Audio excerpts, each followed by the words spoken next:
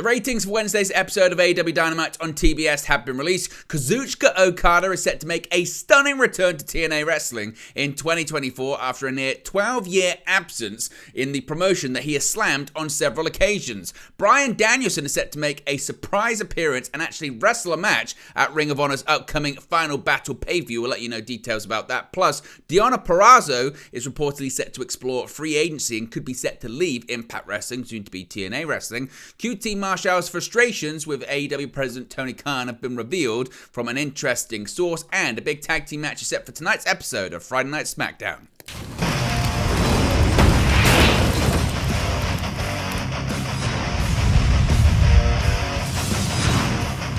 Hey guys, welcome back to Wrestling News 365. Hope everyone is doing very well. As always, plenty of news stories to get into in the world of professional wrestling. Let's start off talking about AEW Dynamite on TBS, and we have the ratings for the show, and it's once again in that 800,000 viewer range. Now, the AEW Continental Classic, as well as two title matches, didn't do much to jolt AEW's ratings on Wednesday evening.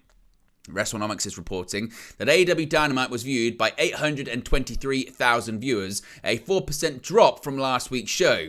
A reported 328,000 viewers came from the highly coveted 18 to 49 demographic, a 14% drop in the demo as well. The highest rated segment of the night in both the demographics was the beginning of the show, which saw Jon Moxley choke out Rush in the AEW Continental Classic.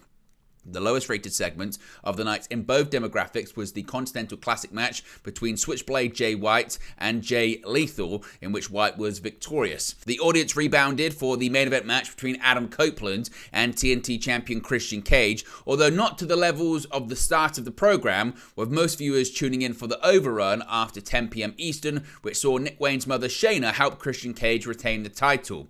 The show also featured an AEW Women's World title match between Toni Storm and Sky Blue, and even featured a cameo appearance from Turner Classic Movies host Ben Mankiewicz, though the match and special appearance did little to attract viewers based on the quarter-by-quarter ratings.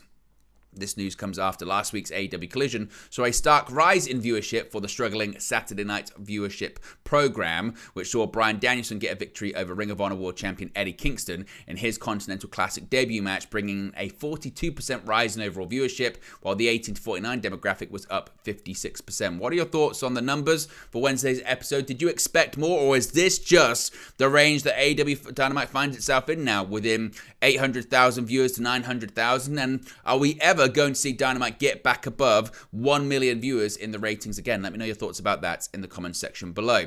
Now, this is a quite startling story, and it regards Kazuchika Okada being set to return to TNA Wrestling, something you would have thought unthinkable given his past comments about the promotion. Now, Impact Wrestling has announced the former IWGP World Heavyweight Champion Kazuchika Okada will make an appearance in the new-look TNA Wrestling promotion in January of next year. Again, a certainly absolutely staggering story. Now, Okada has actually previously wrestled in Impact/TNA Wrestling, and he will feature at the promotion's Snake Eyes taping in January 2024, which will mark his first appearance in the promotion in over a decade. Quote, "The Rainmaker is back." On January 14, Kazuchika Okada will step into a TNA ring for the first time since 2011, when the television trucks of Impact on Access TV roll into Las Vegas for Snake Eyes, said the statement by the promotion. It continued by saying, as one of the most decorated stars in all of pro wrestling, Okada is a former two-time IWGP World Heavyweight Champion and a current reigning never openweight six-man tag team champion. What does Okada have in store for the TNA Wrestling roster? Be there live at the Palm Casino Resort and find out first at Snake Eyes. Now, again, this is very significant because the last time Okada wrestled in Impact was in 2011 when he faced Alex Shelley in a singles match. Now, recent reports had indicated that the Japanese star contract with New Japan Pro Wrestling will expire at the end of January, with WWE and AEW reportedly interested in securing his signature. Apart from wrestling in New Japan, he's wrestled 3 times in AEW over the past few years. But again, certainly it is very significant because Okada did wrestle for a period of time after having an excursion from New Japan in TNA Wrestling in the 2000s, but historically it didn't go very well at all. He was burdened with a Green Hornet style gimmick and was very critical of the creative writer at the time, Vince Russo, as well as other people within TNA Wrestling, and basically said that he would never go back and had really criticize the company on several occasions. But this would, I guess, go to show the relationship and how strong the working relationship is between TNA Wrestling and New Japan Pro Wrestling. Now, what are your thoughts on this announcement? Are you interested in watching the shows because Okada and Will Ospreay is going to be there as well? Let me know your thoughts about this, as always, in the comments section below. Now, speaking of TNA, a bit of an update when it comes to their streaming service. Impact Wrestling will soon be rebranded as TNA Wrestling, and the promotion has also announced changes to their streaming platform. The promotion has revealed that their Impact Plus streaming platform will now be known as TNA Plus, and the new streaming service will be a bit more expensive than before. The monthly subscription, which was priced at $7.99, will now cost $9.99, while the yearly subscription rates have increased from $71.99 to $95.99 a year. Impact has announced that the new TNA Plus subscription will include access to the entire TNA Plus library, and subscribers will also be able to watch Bound for Glory, Slammiversary, Hard to Kill, and Rebellion pay-per-views as part of the deal. The move from Impact Plus to TNA Plus will take place on December 14, 2023. So that, of course, is going to be in just over a week's time. Now, Impact Wrestling will be reverting back to its former name, TNA, at the Hard to Kill pay-per-view on January 13, 2024. The change will occur almost 8 years after the company adopted the Impact Wrestling name. The reported reason for returning to the TNA name was that a substantial segment of the fan base continues to associate Impact with the TNA name. Additionally, the decision is rumored to be influenced by the fact that the promotion experienced its peak years under the TNA moniker, and certainly now it's going to feature the tapings after the pay-per-view are going to feature two of New Japan's biggest stars, that being Will Ospreay and Kazuchika Okada. But could they be coming towards the end of their actual New Japan experience? Let me know your thoughts about that as well. Now, this one is certainly quite surprising. Bryan Danielson is set to wrestle a Ring of Honor match once again. A surprise Bryan Danielson match was announced, including members of the AEW roster for an upcoming Ring of Honor pay-per-view. Appearing on ROH on Honor Club, the ROH Pure Champion Wheeler Yuta and Bryan Danielson made an announcement about Final Battle. Now, Danielson noted that Final Battle is an event that means so much to him and has meant so much to him over his career, but this year was particularly special, noting that in 2003 he wrestled Jay Briscoe, and at last year's Final Battle it was Briscoe's last match in Ring of Honor, so he had a challenge to make in honor of Jay. Here's what Danielson had to say. In fact, 20 years ago this month, Final Battle 2003, for the first and only time I wrestled Jay Briscoe. And last year, Final Battle 2022, was Jay Briscoe's last match in Ring of Honor. The greatest dog collar match in professional wrestling history. So I've got a challenge to make in honor of Jay. Somebody that we all loved. How about this? The BCC against FTR and Mark Briscoe. And we'll bring the fight, just like Jay would have wanted.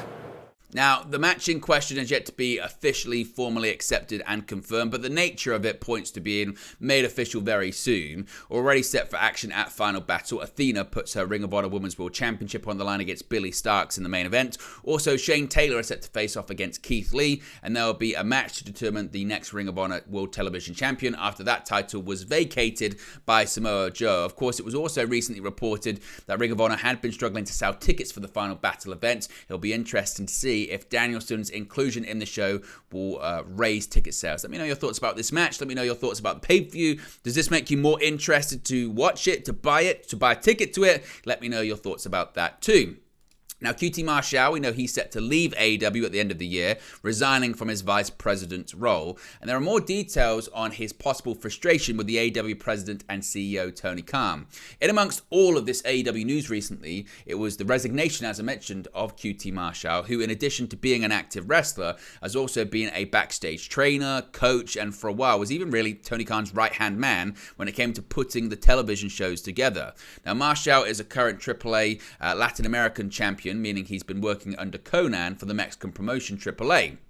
On the K100 podcast, Conan himself went into further details about the alleged frustrations between QT Marshall and Tony Khan leading up to the former's departure from the company.